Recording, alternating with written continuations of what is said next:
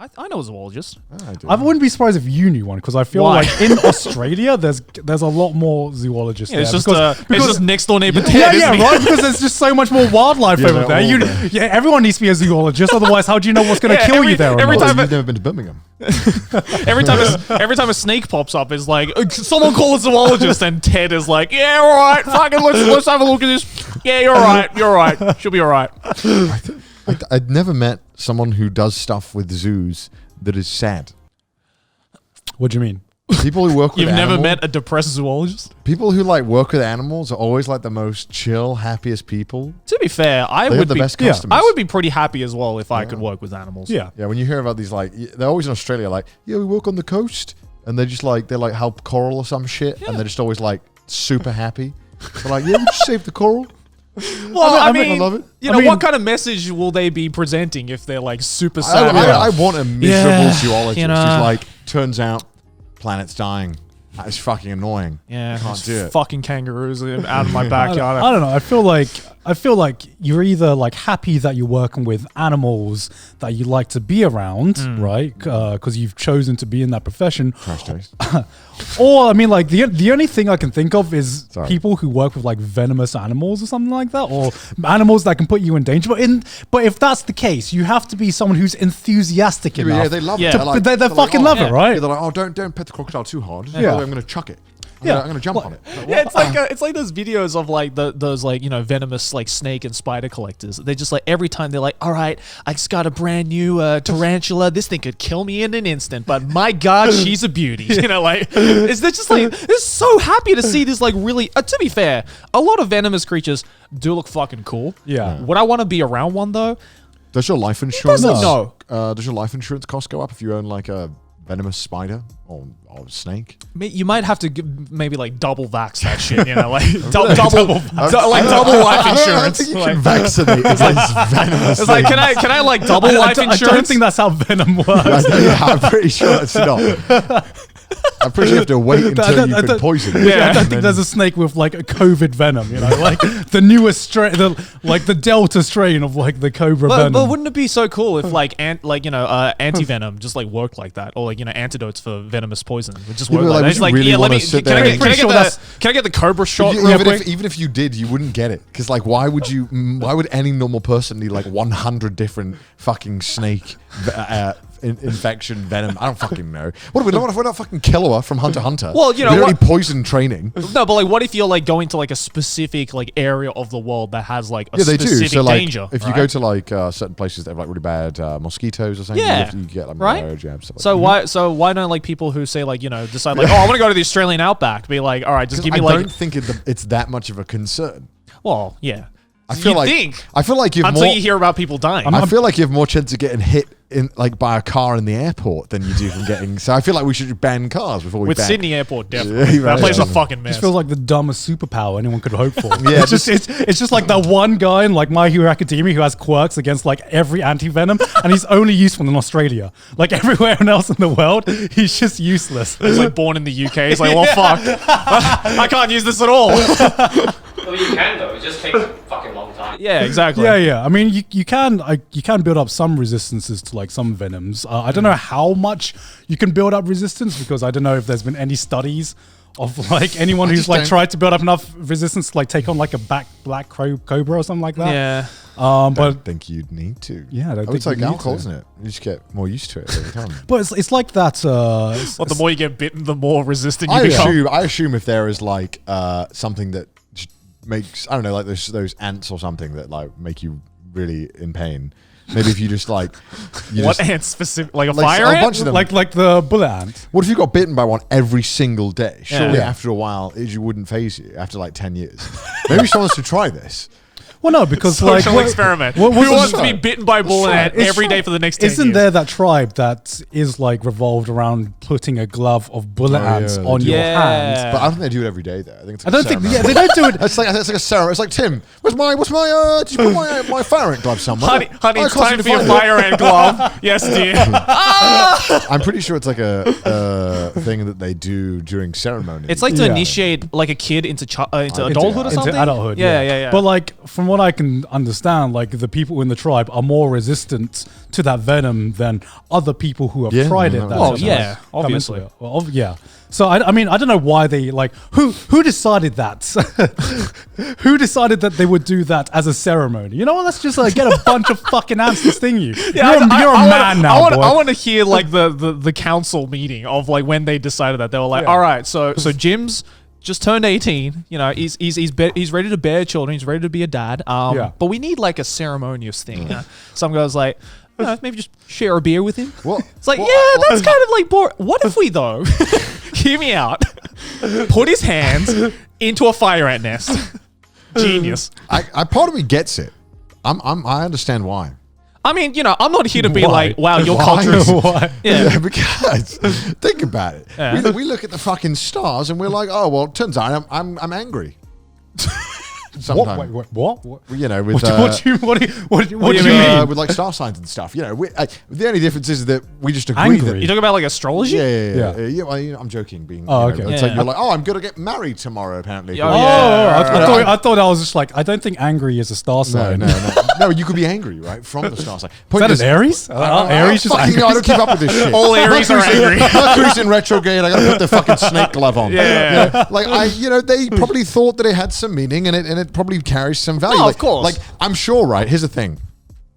We know that like jumping in a cold bath or something is good for you. Now, Yes. we know that because of science. Like right? cold showers and But stuff. before, if there was no science backing this up and you were like, Connor, jump in the bath for health reasons, I'd be like, fuck off. I'm not jumping in a cold bath. Why would I jump in a cold bath? I'm not Yeah. doing that. It's stupid. I mean, why would that help me? I wouldn't do it even if I knew there was health reasons. Right. But like, it's like, you know, now that there is, right? And so I can understand why maybe these people have this notion that like, I'm sure there might even be health benefits to getting bitten by ants. I don't know. Maybe there is. We just haven't researched it. How Well, simple there's is so that? many things that haven't been researched. We Yeah. don't know.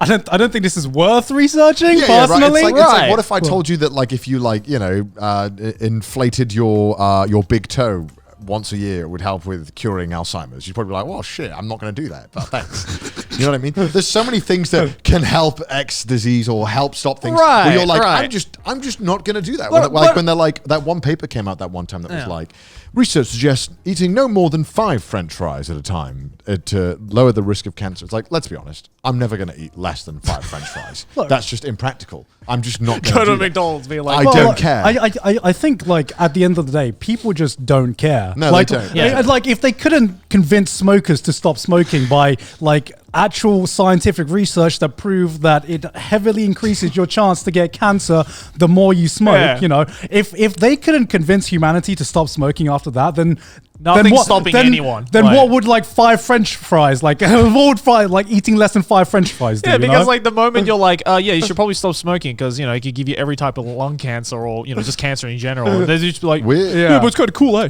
But I think And that's it. But as humans, like we're so shit at recognizing long-term effects, and by long-term I mean like more than like a week. Yeah. like Yeah. something affect. We just don't think it'll affect us. Yeah, because Yeah. it's like, oh, it's a week away. Anything could happen. Yeah, I we could just- die tomorrow. we just ignore the fact that bad stuff can happen to us by doing it. And yet, but yet, isn't it so weird that there's such like a disposition between people who are like that, where they're like, oh, it's happening in like 3 days from now. That's basically never going to happen. To people who you know say believe in things like astrology, where they're like, oh, in 73 years and 4 days time, I'm going to get hit by a car. Well, fuck, I better start preparing. Like, you know, which astrology are you reading?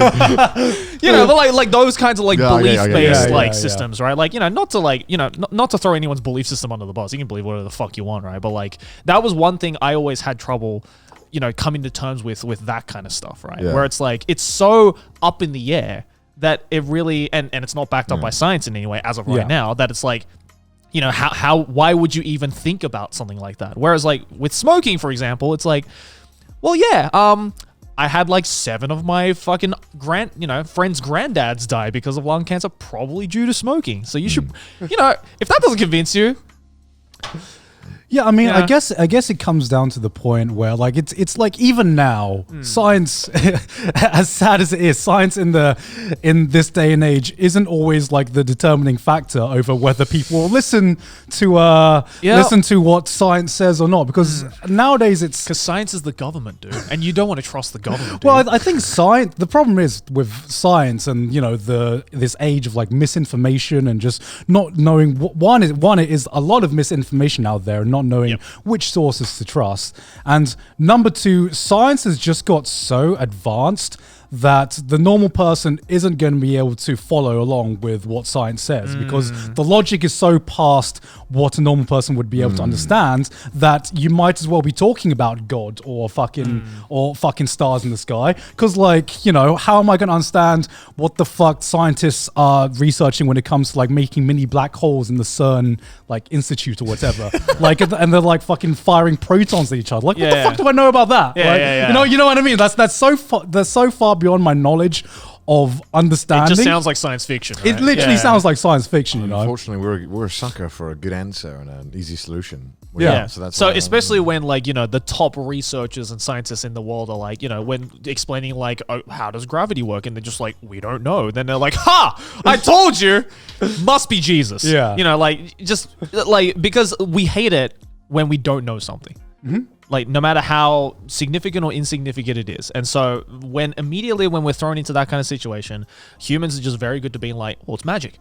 Must be magic. A lot of the times we just garner towards what feels right or what we want to believe. It's like we like to believe that we're all like unbiased robots who only go with pure facts and logic. But a lot of the times we are very biased towards our beliefs, and it takes I guess it takes a lot more effort to unbelieve and unlearn something than it is to just learn something fresh or just like build up your beliefs fresh. Well, I'm sure that happens in like between scientists as well, right? Like as much as you think scientists are just like purely like facts and logic based only, no emotion thrown into whatsoever. I'm sure, there's been instances where like a scientist or, let's say like a physicist like comes up and being like, all right, I've got this new theory about how the universe was created. What do you think? Here's a bunch of theoretical things that, we've been researching, all that kind of stuff. I'm sure there's been a couple of scientists who are like, no. Yeah. That sounds dumb as fuck because I don't like you. Yeah. I mean, that happens a lot, right? And, a lot of scientists are also religious. A lot of them, because there's a lot of, we don't know a lot of things. And also science isn't about having concrete answers. It's about attempting and trying everything and then proving that there's no other way. That it could be anything else, right? I think that's the problem is that a lot of people have this rigid view of science is like, it can only be, science is 100% right all the time. And it's not. We're just eliminating things that we know for sure it isn't. Yeah. Yeah. And so a lot of the time when theories are presented or hypotheses or whatever, we have so many examples of history being incorrect and we fix it when we realize it. And the problem is that a lot of the time that kind of gets galvanized into being like, all right, well, look, science is wrong sometimes. They get it wrong. And it's like, no, science is never ever presented to know everything. We're building blocks. It's the most accurate representation that we have at this current time. We're building up a library of what we think to be I think the like answers. Tim Minchin said it the best, where he said like science adjusts its views based on what's observed, and faith is the denial of observation so that belief can be preserved. Yeah. And I'm like, that's pretty much it, because it's like science, as you said, like science changes all the fucking time because we don't know everything in the world, right? So it's like, so we have to kind of make compromises for what we now know, which could completely change what, like say like 500 years ago when people legitimately believed that like the sun rotates around the earth and not the other way around. And then when they discovered that, they were like, well, fuck, all these scientists, what have all these scientists been doing for the past 500 years? Wasting our time. Problem is that we're really bad as like humans of understanding stuff we don't know. Yeah. Because if you'd have back then, it would make total sense that the sun revolves around us because it looks like it does, and we don't have any other way of even remotely comprehending that it couldn't revolve around us.